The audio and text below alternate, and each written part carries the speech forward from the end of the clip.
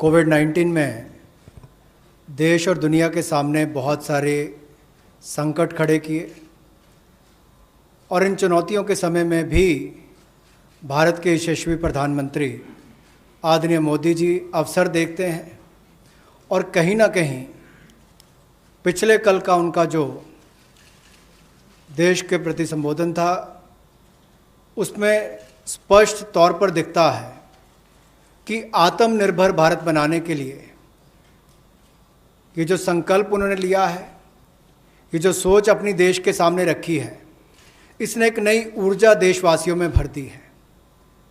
जहां अपने घरों तक सीमित थे लोग, आज वो आत्मनिर्भर भारत बनाने के इस संकल्प में जुड़ने जा रहा है और संकट में अवसर देख रहा है। और शायद यही कारण है कि दुनिया के मुकाबले अगर भारत का देखा जाए तो इस लड़ाई में बहुत अच्छे कदम रहे। यहाँ तक कि दुनिया भर के देशों में दवाइयाँ तक पहुँचाने का भी संकट के समय में अगर किसी ने काम किया तो भारत की दवाइयों की कंपनियों ने किया, जिसमें भारत को बहुत प्रशंसा भी मिली है। यही नहीं, सबसे पहले कोविड-19 को चलते मोदी सरकार ने जो पहला कदम उठाया वो प्रधानमंत्री गरीब कल्याण योजना के रूप में लेकर आए कि देश के गरीब को भूखा ना रहना पड़े, उसको कोई दुख तकलीफ ना हो। और 1,70,000 करोड़ का ये पैकेज माननीय वित्त मंत्री जी ने आप सबके सामने रखा था। और यही नहीं, कंप्लायंस की कोई दिक्कत ना हो कि आपको कानूनी तौर पर वैधानिक रूप से कोई जो नियमों का पालन कर रहा है उसमें आप रह ना जाएं, तो उसकी भी छूट 3 महीने का मॉरेटोरियम पीरियड आपको दिया गया। फिर आरबीआई के माध्यम से भी घोषणाएं हुई जिसमें लिक्विडिटी का फ़ायदा आप सबको मिला, देश के करोड़ों लोगों को।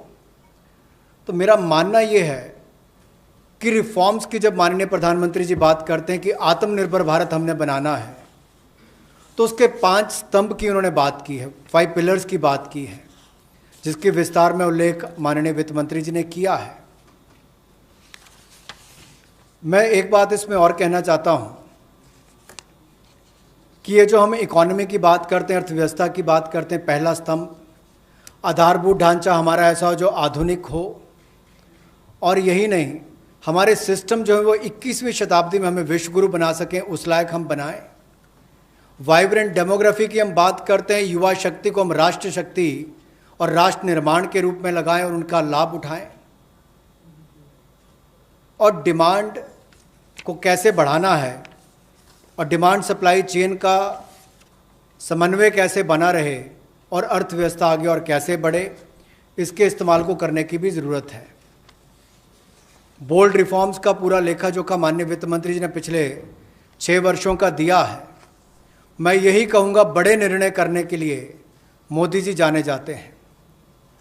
चाहे वो गुजरात में आए भूकंप के समय वापस कच्छ को खड़े करने की बात हो, या आज के संकट के समय भारत में पीपीई और मास्क के निर्माण की बात हो। और कहीं ना कहीं यही सोच भारत को आत्मनिर्भर भारत बनाने जा रही है। और इस आत्मनिर्भर भारत जो मूवमेंट है, इसमें हम आप सबको जोड़ने आए हैं। 20 लाख करोड़ का ऐतिहासिक पैकेज माननीय मोदी जी ने पिछले कल घोषणा की है और प्रधानमंत्री जी ने हमें निर्देश दिया है कि प्रतिदिन अलग अलग सेक्टर्स को लेकर आप सबके बीच में आकर इसके विस्तार में हम लोग जानकारी दें। तो माननीय वित्त मंत्री जी आपको अगली जानकारी देंगे कि आज किस सेक्टर को लेकर हम आप सबके बीच में आए हैं।